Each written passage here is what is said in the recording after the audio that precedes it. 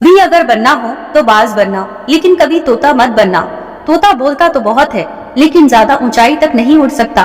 बाज बोलता बहुत कम है, लेकिन सबसे ऊंचाई पर उड़ता है और बाकी पक्षियों का राजा भी होता है एक बाज। आज मैं आपको 5 ऐसी बातें बताऊंगी जो हर एक इंसान को बाज से सीखना चाहिए।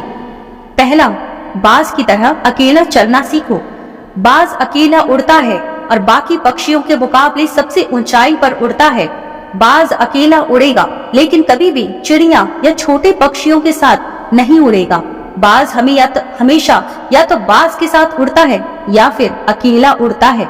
इससे हमें यह सीख मिलती है कि छोटी सोच वालों से हमेशा दूर रहे और अकेले रहो, क्योंकि यही वो समय है जब खुद को जानने का असली मौका मिलता है। दूसरा, बाज की तरह अपने लक्ष्य पर ध्यान दो। बाज का विजन बहुत क्लियर होता है और बहुत ज्यादा स्ट्रॉन्ग होता है। बाज अपने शिकार को 5 किलोमीटर दूर से ही देख लेता है और जब एक बार उसे अपना लक्ष्य दिख जाता है तो फिर उसके बाद चाहे रास्ते में कितनी भी मुश्किल क्यों ना आए, वो अपने लक्ष्य को हासिल करके ही दम देता है। इससे भी एक बहुत बड़ी सीख मिलती है कि अपना विजन क्लियर रखो और उसे हासिल करने में फिर चाहे कितनी भी मुश्किल क्यों ना आए, पीछे मत हटो उस बाज की तरह। तीसरा, बाज कभी भी मरी हुई चीजें नहीं खाता। बाज कभी भी मरे हुए जानवरों को नहीं खाता, वह हमेशा जिंदा शिकार करता है।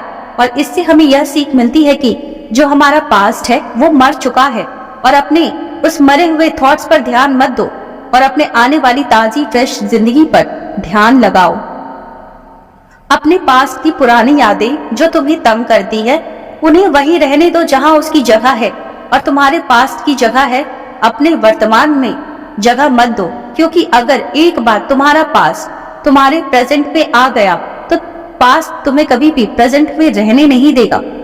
पास्ट में तुम्हारे साथ कितना भी बुरा क्यों ना हुआ हो, वो सब यादें और थॉट्स मर चुके हैं, और उस बाज की तरह बनो जो कभी मरी हुई चीजें नहीं खाता। चौथा, मुश्किल समय में डरो नहीं। जब आंधी तूफान आती है तो बाज बहुत ज्यादा एक्साइटेड हो जाता है।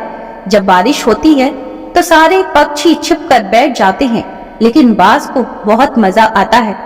जब तेज हवाएं चलती है तो बाज उन हवाओं के सहारे तेजी से ऊपर की ओर उड़ता है और ऊपर उड़ते उड़ते इतना ऊपर उड़ जाता है कि बादलों से भी ऊपर पहुंच जाता है।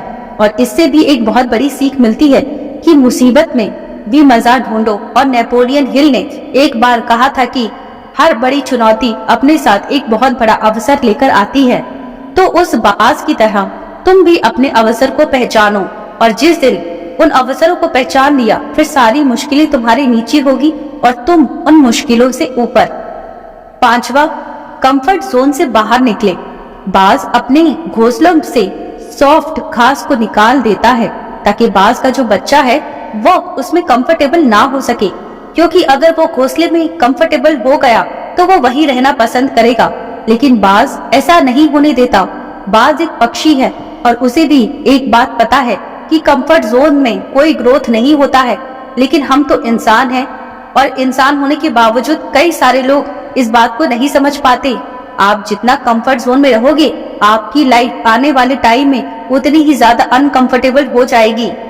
दोस्तों, मुझे पूरी उम्मीद है कि बाज द्वारा बताए गए इन 5 बातों से आपको कुछ न कुछ सीखने को जरूर मिला होगा।